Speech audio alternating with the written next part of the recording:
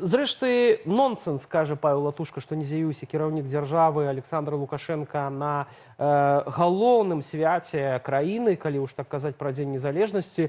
З чым гэта можа быць звязана? Мы тут гадаем разам з нашымі гледачамі ў апытанні. Можа, у цябе свая версія ёсць таксама? Мне здаецца, тут вельмі такая побытавая, зразумелая прычына. Пасля доўгіх авіапералётаў усе мы не надта любім адразу з самалёта кудысьці бегчы працаваць. А пэўна, калі ты стары дзед, то это яшчэ складаней рабіць. Чыста па-чалавечы зразумела. Але тут, канешне, гэтага ёсць такая відавочная выснова, гэта відавочная прыкмета таго, што так, чалавек старэе, стамляецца. Ён ужо мяркуе, што халера, з тым святам прыпушчу, нічога страшнага, стомленым даць адпачыць. Альбо ягонае атачэнне разумее таксама, разумеючы ягоныя настроі, так усё і плануе. І пры тым, што, відавочна, палітычна, няма ніякіх бонусаў ад таго, што ён прапускае гэты дзень, сам прапускае сваё ж пад сабе напісанае свята. Але той момант, калі так, старому стомленаму чалавеку свой камфорт часам важней за нейкі такі палітычны бенефіт. І фактычна так чыноўнікі бачаць, што ягоныя функцыі, як то і бывае з тымі уладарамі, якія вельмі доўга сядзяць, ці часцей ягоныя функцыі выконвае ягонае атачэнне. Менавіта спадар Латушка у папярэдняй размове ў нашым эфіры сказаў пра тое, што чыноўнікі адчулі, што Лукашенко ім не патрэбны, але менавіта гэта мае непакоіць Лукашенко. Натуральна, але таму кажу, палітычна яму самому было лепей, канешне, там выступіць. Нават, здаецца, па лагістыцы ён, у прынцыпе, паспяваў бы. Але усякае бывае. І вось такімі вось, з аднаго боку, сама адсутнасць сённяшняга выступа, яна не вядзе на заўтра да расколу элітаў, палацавага пераварота ці нечага такога. Але калі гэта назапашваецца, канешне, гэта проста яскрава чыноўнікам дэманструе, што бацька ўжо не бацька, а дзед, і дзед гэта стары, і так рукі слабеюць, не так моцна ўладу трымаюць. Кожны раз, калі за яго функцыі хайту, як Турчын выступаў, там казаў нейкія словы, сімвалічныя функцыі выдатна выконвае іншы чалавек. Ці як было з аўтобусам, калі і так, Вальфовіч цудоўна можа зрабіць заяву і без Лукашэнкі. Гэта ўсё яскрава дэманструе чыноўнікам, так проста супернаглядна, што замест яго так можа быць іншы, нічога страшнага. Да аўтобуса, я думаю, мы яшчэ падыдзем да выказвання Вальфовіча таксама. Я толькі згадаю, Віталь казаў, што мы пытаемся ў нашых гледачоў, чаму Лукашенко не з'явіўся на Дні незалежнасці. І вот мы бачым, што 36% больш за ўсіх кажуць пра тое, што стаміўся пасля камандзіроўкі.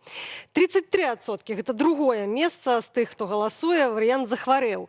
20% кажуць, рашае стратэгічныя задачы. Гэта менавіта тое, пра што казаў Вальфовіч. Ну і таксама у нас быў варыянт, мы прапанавалі напісаць свае прапановы. Людзі пісалі, што сківіцы балелі і ад брахні стаміўся, альбо аднаго Александра Рыгоравіча замянілі на другога, то бок гаворка пра Вальфовіча. І акурат, калі Вальфовіч кажа, рашае стратэгічныя задачы, магчыма, сапраўды ёсць тая праблема, которая яго сёння займае больш, чым святкаванне. Натуральна, праблемы Лукашэнку займаюць больш, і, можа, і не да свята яму. Іншая справа, што палітыка гэта заўжды не трэба недаацэньваць сімвалічнае, і вось удзел у святах гэта важна, нават калі ў табе настрой не святочны. Канешне, для Лукашэнкі тут ёсць і, я думаю, усе варыянты адносна стаміўся ці захварэў, часам пасля доўгіх авіапералётаў складана сказаць, ты стомлены ці ўжо трохі захварэўшы, асабліва з узростам. Але, канешне, тут была і такая, я б сказаў, меншая, нават цяпер стратэгічная задача. Гэта такое шырокая дуга знешняй палітыкі, тут табе і краіны дальняй дугі, табе і Кітай, які відавочна займае важнейшае месца, і Расія, і ваяж Лукашэнкі сапраўды быў такі для яго важны. Разам з тым, канешне, ёсць зараз і самае, я б сказаў, балючае для Лукашэнкі месца, гэта пытанне бяспекі, пытанне таго, што з аднаго боку, як это было, в прынцыпе, і раней, ёсць Расія, якая ні за што яго не ставіць, карыстае беларускую тэрыторыю як хоча, эскалюе з Украінай, а Лукашенко як бы застаецца проста неяк цярпець гэта ўсё. Але, з іншага боку, цяпер яшчэ ёсць і Кіеў, які таксама зразумеў, што не трэба тут баяцца Лукашэнкі, быць асцярожным, там, дзеда не зліць. А Кіеў зразумеў так, што можна размаўляць з пазіцыі сілы, можна рабіць ультыматумы, рабіць пагрозы і дасягаць свайго. І натуральна, што да, я думаю, таксама скончу думку, што Кіеў разумее, што немагчыма заўтра сказаць Лукашенко, даем табе ультыматум, сыходзь, наўрад ці гэта так лёгка спрацуе. Але Кіев, ну, скажем так, побачыў кроў, пачуў яе смак, зразумеў, як можна ціснуць. І, у прынцыпе, Лукашенко разумее, што зараз паміж гэтым молатам накавальняй, але і таксама разумее, што вось гэтыя расійскія правакацыі з аўтобусамі, ну, яны, мякка кажучы, не скончацца. Так, это сапраўды. І ёсць версія пра тое, што Лукашенко ездзіў да Сі Цзіньпіна ў Кітай, каб нейкага паратунку, там заступніцтва пашукаць перад Пуціным. А ці можа яму Уладзімір Зеленскі прапанаваць нейкія гарантыі бяспекі, калі ён ўсё ж такі адыдзе ад Масквы?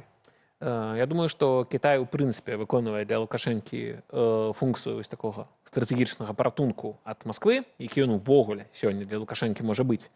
Бо той же Вашингтон, ну, мякка кажучы, зусім ужо не гатовы будзе ўзяць такую ролю. Колькі б там зараз не было прыемных твітоў ці запанак у падарунак, запанкамі ад Масквы не абаронішся. Што дычыцца Кіева, гэта сапраўды можа быць цікавы паварот, бо з аднаго боку, канешне, адносіны паміж Мінскам і Кіевам, мякка кажучы, вельмі дрэнныя, каб не сказаць горш, калі адзін аднаго рабіў пагрозы, абзываў наркаманам. Тут пра давер і сяброўства казаць не выпадае. І натуральна, што давера няма узаемна, бо... Але трошечкі змяніў. Апошнія выказванні былі ўжо прэзідэнт. Канешне, цяпер ужо прэзідэнт Владзімір Зеленскі. Мне падабаецца, як, здаецца, Галойка жартавала, што калі сёння наркаман стаў Владзімірам Александровичам, так заўтра і ціхушкі стануць Святланай Георгіевнай. Розныя могуць быць часы, калі прыцісне, яшчэ і не то скажаш. Таму, канешне, для Кіева гэта таксама можа быць цікавым варыянтам, і мы бачым, што, прынамсі, па словах Лукашэнкі, нейкія там эмісары перамовы могуць быць, і нейкія кантакты, асабліва на ўзроўні спецслужбаў, натуральна, заўжды маюць захоўвацца. Гэта не пра любоў, не пра давер, гэта пра такую спецыфічную працу. Але, канешне, тут галоўны выклік акурат у тым, якія гарантыі могуць быць бяспекі, якім бы сам Лукашенко давяраў, якія былі б для яго надзейнымі. І праблема ў тым, што ён сам сабе загнаў у умовы, дзе асабліва няма такіх гарантый, якім ён жа сам будзе давяраць. Так, але мы ведаем яшчэ, што Лукашенко гэта той чалавек, які любіць быць на баку пераможцы. Калі мы бачым, што сітуацыя паміж Украінай завагалася, і хто будзе пераможца ўжо невідавочнага, калі, напрыклад, раней былі шмат хто упэўнены, што перамога будзе на баку Расіі, бо яны мацнейшыя. Цяпер сумневы гучаць даволі гучна. Ці гатовы Лукашенко зрабіць выбар не ў кірунак Расіі, а ў кірунак Украіны? Думаю, для Лукашэнкі гэта, канешне, проста гучыць як не толькі нешта страшнае, а ў прынцыпе як нейкая ломка карціны света. Бо мы бачылі, што, ў прынцыпе, заявы Лукашэнкі ў першыя дні вайны акурат сходзілі з таго, што можа страшна, можа непрыемна, але ну што, ну это ж Масква, гэта мод, сіла, ўсе мы мусім скарыцца, трэба дамаўляцца, скарацца як іначай. І гэта нават выглядала так, што яго дзівіць, як это Украіна не скраецца. А зараз выглядае, што вось гэта карціна света, якая будавалася не год, не два, не 4, а весь яго вось малады час, савецкі час, што Крэмль, гэта махіна, яна мусіць разбурацца. І яна разбураецца штодня не толькі для Лукашэнкі, а для ўсіх, каго яна была.